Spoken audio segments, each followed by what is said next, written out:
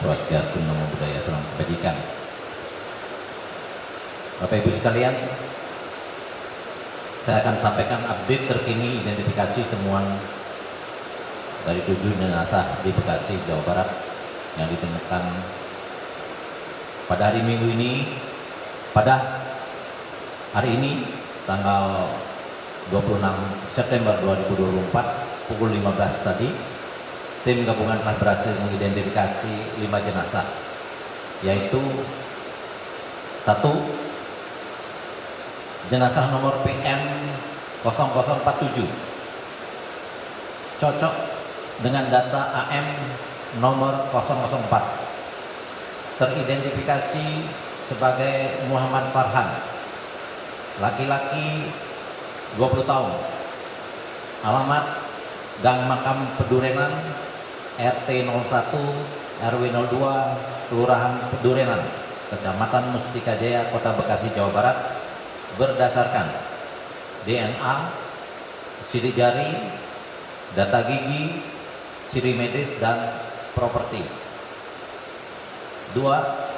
Jenazah nomor PM 0043 cocok dengan data AM nomor 003, teridentifikasi sebagai Rizky Ramadan, laki-laki 15 tahun, dengan alamat Ciketing Selatan, RT 002 RW 07 Kelurahan Ciketing Udik, Kecamatan Bantar Gebang, Kota Bekasi, Jawa Barat, berdasarkan DNA, data gigi, ciri medis, dan properti. Ketiga, jenazah nomor PM 0044 cocok dengan data AM nomor 007, teridentifikasi sebagai Rido Darmawan, laki-laki 15 tahun, alamat Kampung Gedung Gede, RT 03 RW 016 Kelurahan Setia Mekar, Kecamatan Tambun Selatan, Kabupaten Bekasi, Jawa Barat, berdasarkan DNA, data gigi, ciri medis, dan properti.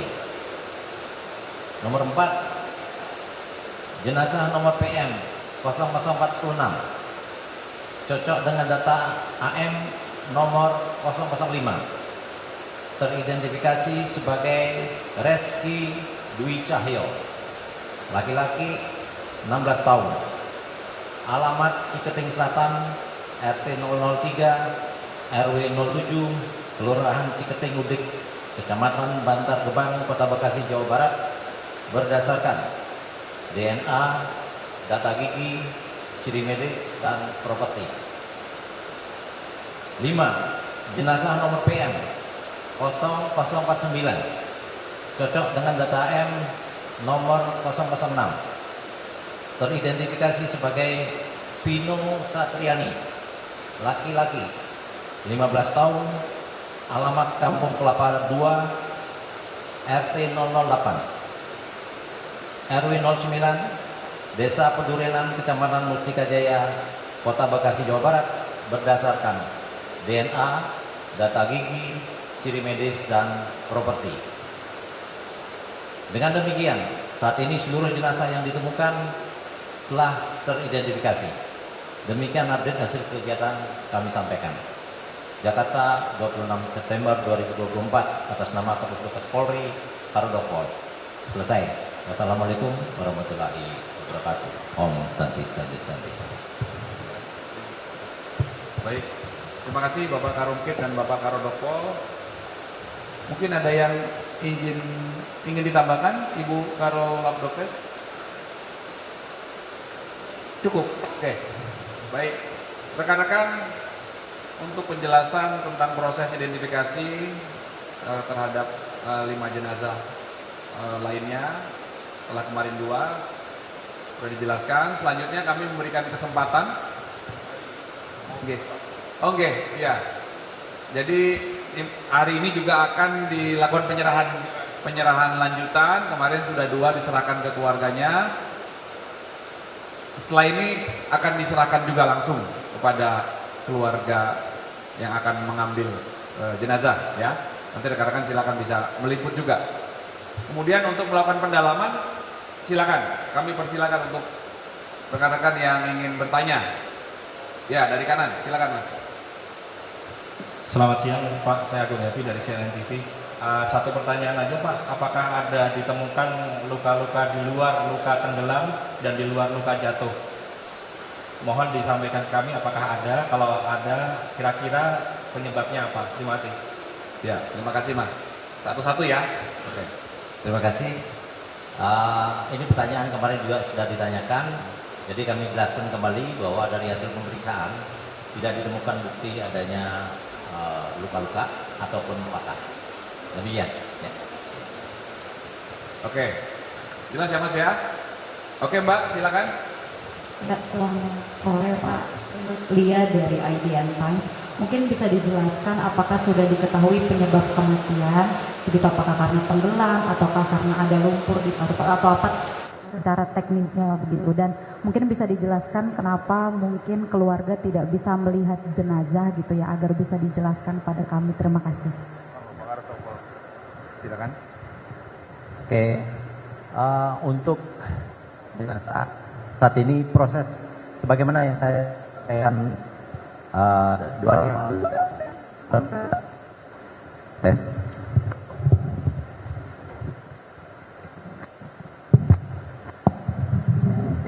Oke, terima kasih. Sebagaimana yang sudah kami sampaikan sebelumnya bahwa penentuan untuk penyebab kematian masih berproses, ya. Karena ini kan penuh analisa, mengumpulkan bukti-bukti dari semua pemeriksaan, baik pemeriksaan luar, pemeriksaan dalam, laboratorium, dan seterusnya. Itu jawabannya. Kemudian untuk yang pertanyaan kedua, tadi kenapa keluarga tidak boleh?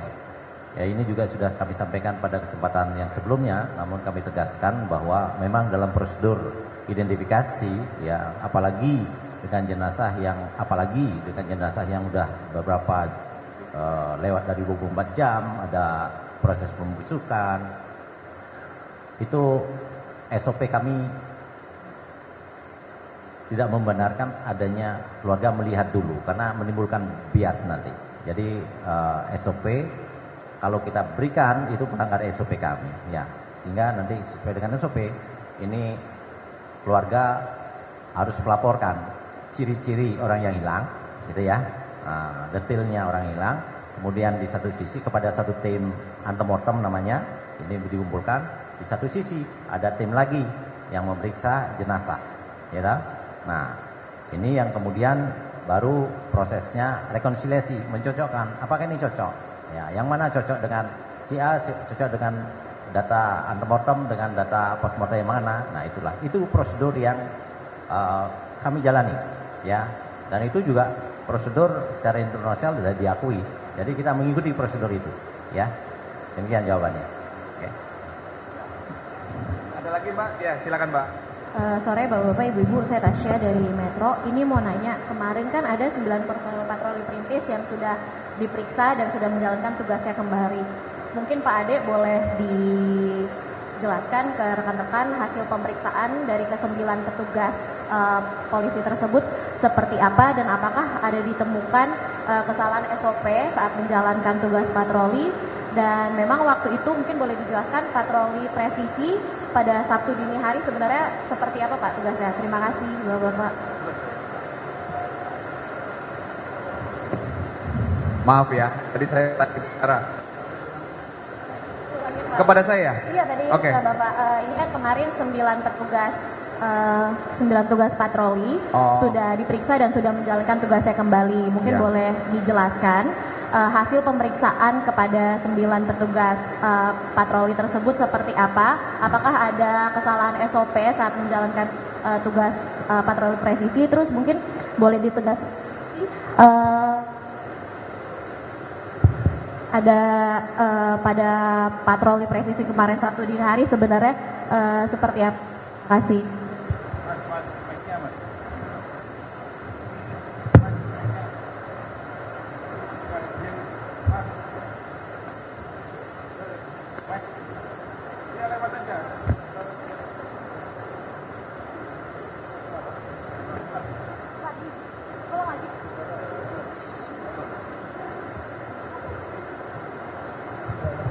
Baik. Jadi hal ini merupakan bagian dari komitmen ya. Komitmen Bapak Kapolda Metro Jaya untuk melakukan pengusutan atau pengungkapan peristiwa yang berawal dari adanya temuan 7 jenazah. Jadi ada peristiwa penemuan 7 jenazah, ini masih dilakukan penyelidikan. Penyelidikan adalah serangkaian upaya tim penyelidik, dalam hal ini Satreskrim Polres Metro Bekasi Kota, untuk mendalami apakah dari peristiwa itu ada dugaan tindak pidana atau tidak. Kemudian dalam rangkaian peristiwa yang setelah didalami itu ada tindak pidana lainnya, yaitu ditemukannya beberapa jenis sajam yang akhirnya telah ditetapkan 3 orang tersangka. Di sisi lain, secara internal itu juga dilakukan pendalaman terhadap petugas dari tim patroli perintis presisi Polres Metro Bekasi Kota yang melaksanakan kewajiban atau bertugas melaksanakan patroli. Inilah yang masih dalami ya. Sehingga Polda Metro Jaya melibatkan Bid Propam dan juga berkomunikasi dengan Kompolnas. Kemarin juga kita sudah sama-sama mengetahui 2 hari yang lalu tim dari Komisi 3 juga hadir. Sampai dengan saat ini update-nya ada 17 anggota Polri yang dilakukan pengambilan keterangan oleh Bid Propam Polda Metro Jaya. Kemudian ada 10 saksi lainnya yang diduga mengetahui, mengalami dan bagian dari orang-orang yang diamankan, itu juga dilakukan pemeriksaan. Mohon waktu, ini masih berproses, dan sekali lagi ini merupakan bentuk komitmen Bapak Kapolda Metro Jaya untuk membuat terang, transparan agar nanti hasilnya bisa dipertanggungjawabkan ya. Jadi mohon waktu Mbak ya. Itu jawaban dari kami. Terima kasih. Silakan Mas.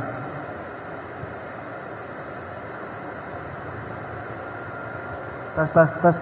Ya, izin Pak, ingin menanyakan untuk Pak Ade terkait tadi yang lanjutan dari pertanyaan tadi, jika terjadi kesalahan prosedur dalam pelaksanaan patroli, itu sanksi yang diberikan kepada petugas seperti apa ya Pak ya? Mungkin yang sanksi yang akan diberikan. Yang kedua, adakah indikasi implicit bias Pak? Dalam proses implicit bias Pak, maksudnya dalam proses patroli tersebut adakah pelanggaran-pelanggaran yang mungkin dilakukan? Terus juga ada dugaan-dugaan bahwa kan masalahnya tawuran ini belum terjadi ya Pak ya, tetapi sudah dilakukan patroli sehingga memunculkan chaos di situ Pak. Apakah ada implicit bias yang mungkin terjadi dalam patroli tersebut begitu? Untuk Pak Karungkit dan Pak itu menanyakan Pak terkait sudahkah dilakukan pemeriksaan Pak untuk kemungkinan adanya kandungan minuman keras atau narkoba di dalam ketujuh jenazah tersebut Pak. Terus untuk itu tadi walaupun masih dalam proses, apakah ada kemungkinan tadi kan tidak ada luka luar dan luka patah tulang ya Pak ya, mungkin ya sudah dijelaskan kemarin. Apakah ada di dalam paru-parunya ada air atau seperti apa yang memungkinkan bahwa penyebab kematiannya karena tenggelam? Itu Pak, terima kasih. Baik, kami persilakan pertanyaan terakhir dijawab dulu. Oke, siap. Oke, terima kasih.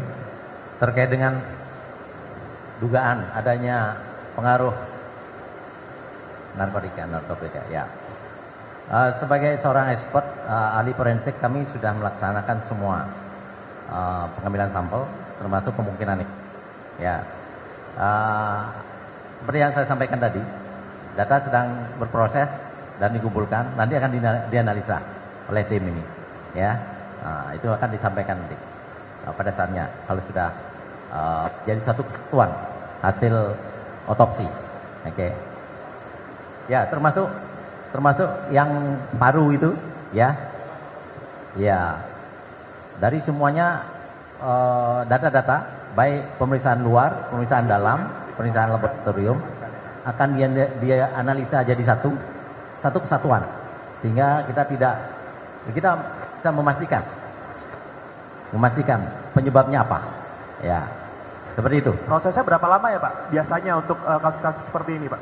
Ini teknis seperti yang saya sampaikan tadi. Ini teknis, kemudian hasil-hasil ini tentu perlu analisa ya, analisa oleh tim ini.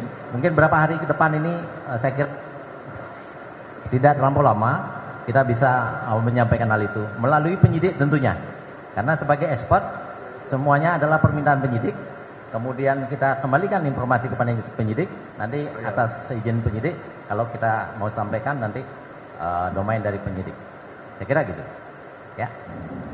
Oke, ya, baik, terima kasih. Selanjutnya kami izin menjawab terkait masalah patroli. Rekan-rekan, bahwa tugas dari Polri salah satunya adalah memelihara Kamtibmas. Cara bertindak, yang pertama kegiatan preventif atau penangkalan, yang kedua kegiatan preventif, yang ketiga kegiatan represif atau penegakan hukum. Patroli dilakukan setiap hari dan setiap saat oleh Polda Metro Jaya dan jajaran. Di data kami setidaknya rata-rata setiap bulan itu ada 12.000 kali patroli. Jadi masyarakat tidak perlu khawatir, polisi ada di mana-mana 24 jam. Nah, terkait dengan peristiwa ini, maka hal inilah yang dilakukan pendalaman oleh pihak Propam. Apakah pelaksanaan patroli yang dilakukan oleh tim patroli presisi ini ada dugaan pelanggaran disiplin atau dugaan pelanggaran pidanakah? Inilah yang masih berproses ya. Mohon waktu rekan-rekan. Izin Pak, terkait tadi Bapak bilang bahwa ada beberapa pemeriksaan yang dilakukan dan beberapa saksi sudah diperiksa ya Pak ya.